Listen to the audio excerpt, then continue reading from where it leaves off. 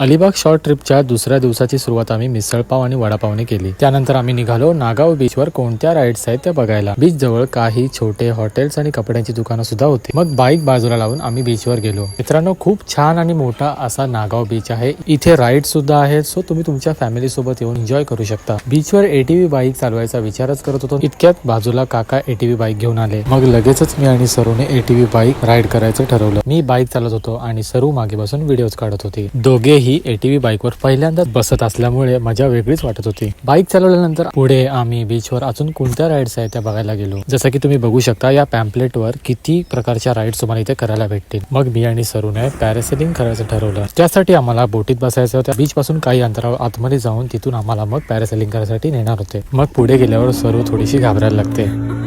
मग जेव्हा मी तिला समजवतो तेव्हा ती फायनली रेडी होते आणि मग फायनली आमचा पॅरासेलिंग साठी नंबर लागतो आणि मग पुढे राईड सुरू होण्याच्या आधी सरूच्या बोंबा सुरू होतात।